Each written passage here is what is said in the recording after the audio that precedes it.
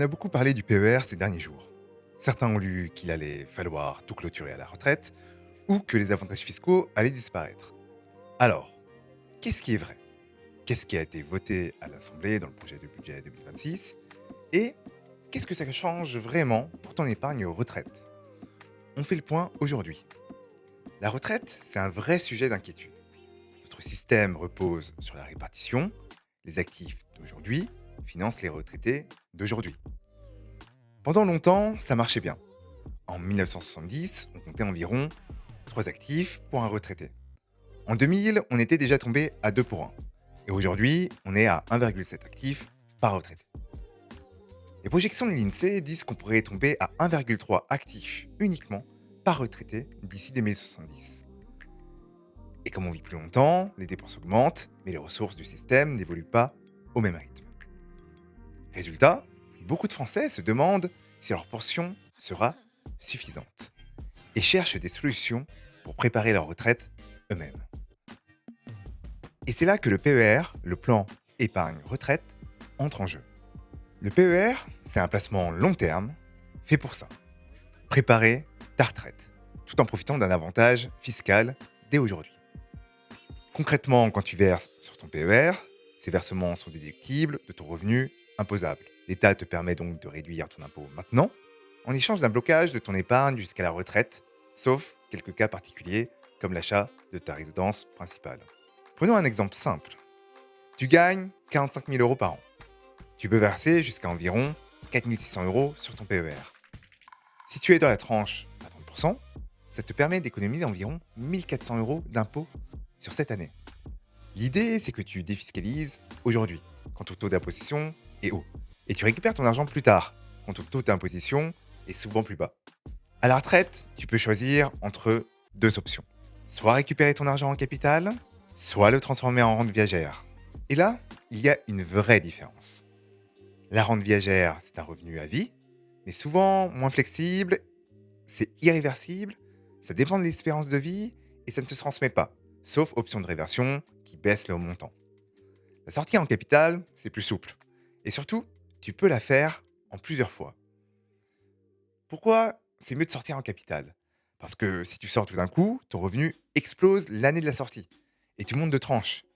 En étalant ton retrait sur plusieurs années, tu restes dans une tranche plus basse et tu payes moins d'impôts au total. Et en cas de décès, le PER bénéficie aussi d'une fiscalité douce sur la succession. Si tu décèdes avant 70 ans, chaque bénéficiaire profite d'un abattement de 152 500 euros, comme pour une assurance vie.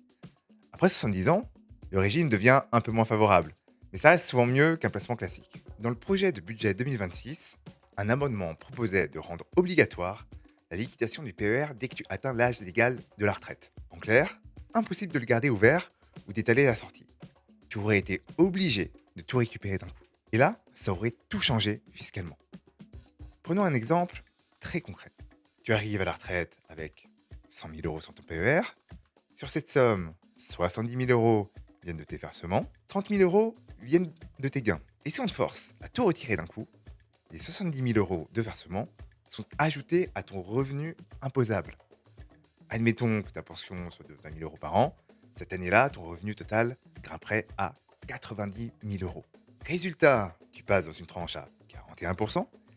Et tu payes environ 20 000 euros d'impôts juste sur cette sortie. Les 30 000 euros de gains, eux, sont taxés à la flat tax, 30%, soit environ 9 000 euros. Au total, ça fait près de 29 000 euros d'impôts. Si au contraire, tu sors ton capital en 5 fois, tu restes dans une tranche plus basse et ton impôt total tombe autour de 21 000 euros. Rien que ça, c'est 7 à 8 000 euros de différence. C'est exactement ce que cet amendement aurait supprimé, la liberté de gérer ton rythme de sortie et d'optimiser la fiscalité. Heureusement, l'amendement a été rejeté à l'Assemblée nationale. Le PER garde donc sa flexibilité et son intérêt fiscal reste intact pour le moment. Et au-delà de ça, il y a aussi de bonnes nouvelles pour les détenteurs du PER. Le plafond fiscal de déduction va être relevé grâce à la revalorisation du plafond annuel de la sécurité sociale. En 2026, ça représentera environ 37 600 euros pour un salarié et près de 89 000 euros pour un indépendant.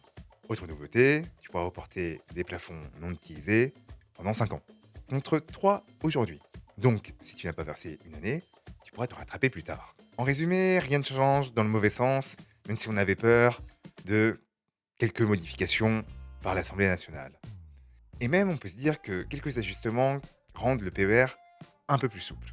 Au final, le PER reste aujourd'hui l'un des meilleurs outils pour préparer sa retraite, surtout si tu es dans une tranche d'imposition élevée.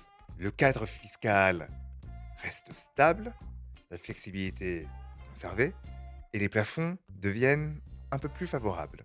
Bien sûr, tout dépend toujours de ta situation personnelle, de ton âge et de tes revenus.